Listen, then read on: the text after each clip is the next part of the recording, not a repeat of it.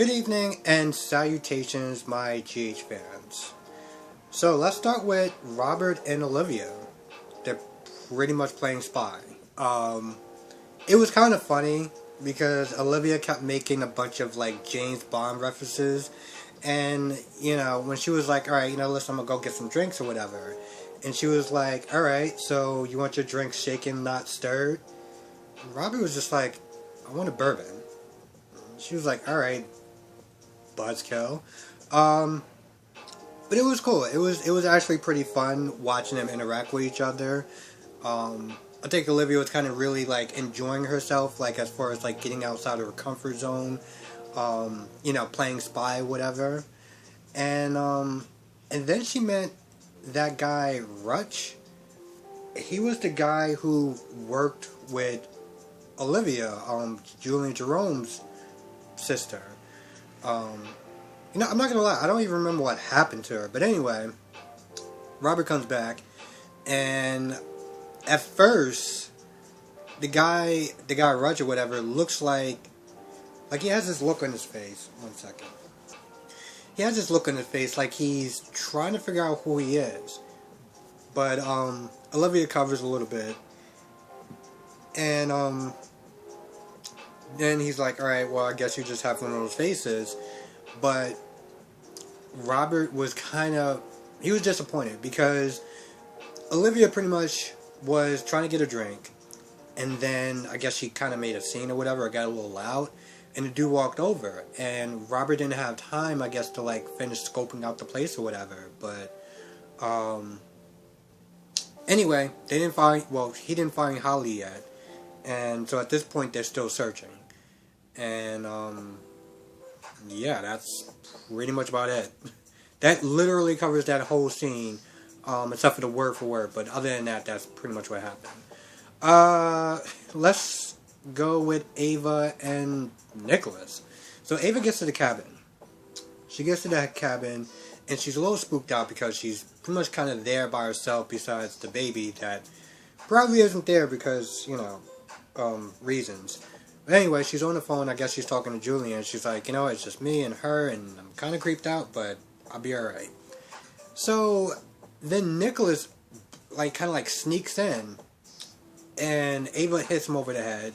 They start going back and forth, and pretty much Nicholas like, "Oh, so where is he? Where's Franco? I mean, you cheated, right?"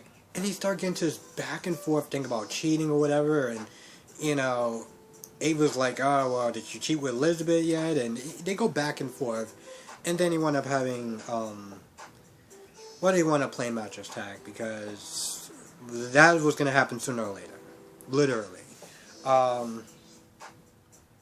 and that pretty much ends that whole scene.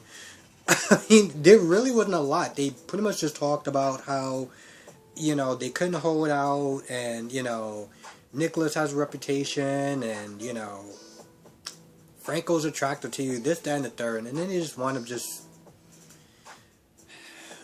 I'm not to try to say it without saying the word, but I'm just gonna call it playing mattress tag, and that's literally what they did, and that was pretty much their scene. So Dante is still in the facility, and the doctor comes in. Doctor tells Dante about Mike. Apparently, when Olivia came in, he wanted to kind of do a dossier on pretty much his whole family, whatever, to make sure that they are, I guess, where they're supposed to be, and not just kind of barging in or whatever.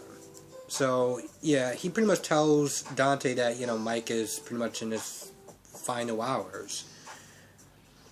And I'm not gonna lie, I'm trying not to be insensitive because there's a part of me that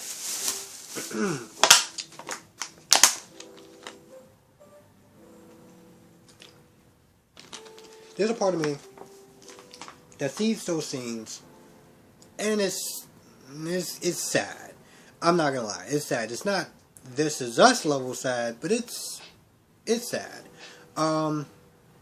Anyway, he's he feels bad because he's lost a lot of time with Mike or whatever, and he's still stuck in this facility, and he's kind of kicking himself a little bit. And then we get to what I like to call the flash forward fantasy scenes, where it's him and him and Mike and Sonny and Carly, and I'm not gonna lie, I kind of fast forward through that because I understood the message behind it. It pretty much was like if he had more time with Mike, what would he be doing?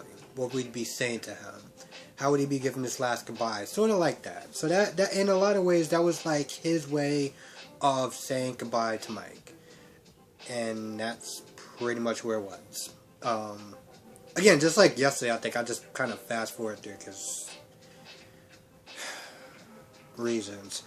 And not bad reasons, but it's like I felt like I understood the message and I didn't really need to see scene for scene of what could have happened or what should have happened or whatever. So that's pretty much why I fast forwarded. So Brooklyn is still mad at Edward.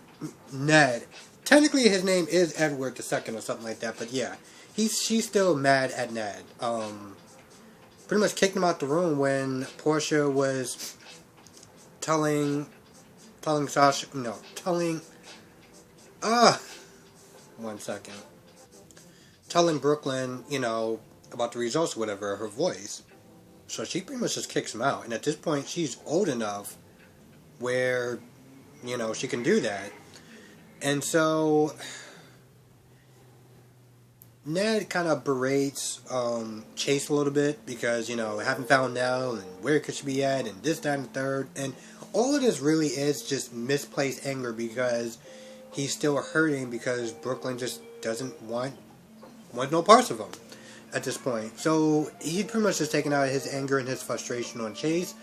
And, Chase, at this point, I'm pretty sure Chase just knows how to handle dealing with a situation with family members being stressed out and just taking their anger out on him. So he's just like, yeah, whatever. Chase takes her, Chase pretty much goes to Brooklyn's room and pretty much takes her out or whatever to, I guess, get something to eat. But, long story short, Brooklyn results means that she can't sing anymore. Literally. She didn't say that in so many words, but she was like, well, goodbye singing and stuff like that, unless I'm going to be singing in the shower. So yeah, she's not going to be singing anymore. Which, honestly, to tell you the truth, I felt like it's not just me, I felt like probably a lot of people was like, yeah, she's not going to be able to sing anymore. I remember the first Brooklyn, when she first got in town, whatever that actress was, I think that she could really sing in real life. But as far as, not this replacement, but whoever they got before, I don't think that both of them can sing. But then again, I'm not too sure because, I kind of skipped the, Nurse's Ball, so in reality, I kind of don't know who can really sing. But I'm assuming that she can't sing. But anyway, she can't sing. And so she's, like, really messed up about that. Not in so many words, but I feel like in the days to come, she's going to be more, you're going to kind of see more of her being hurt that she can't sing anymore, because that's her thing, that's her passion, that's her, that's the thing that she loves doing in life. So yeah, I don't feel like pausing it again.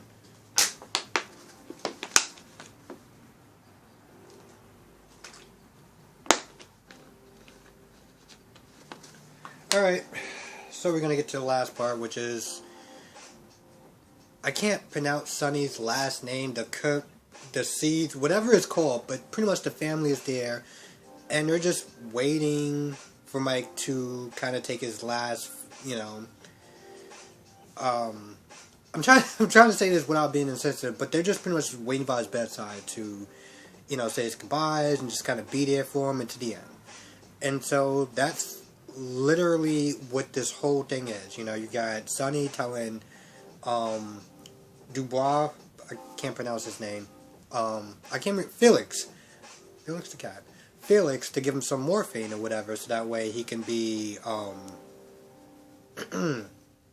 more comfortable as he kind of progresses into the last stages of his life, pretty much. And that's pretty much about it. That's it. And then towards the end, I guess, it's like he gets a boost of energy. And so Felix goes and examines him, and you got everyone outside waiting, like Carly, Sonny, I think Michael even. Yeah, Michael was there. And that's literally it. It just ends on that note. And that pretty much ends the review. Here's the thing.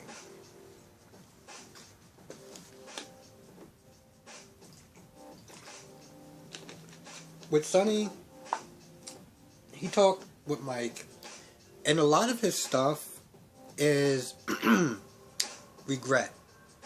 Regret for the time that they lost. Probably regret for him being, like, you know, upset with him for so long because, well, you know, he wasn't exactly always the greatest dad, and Sonny held a grudge. And it's one of those things where it's like, I know some people can sit there and look at it. They can look at that situation and be like, you know, this is why it's so bad to hold grudges.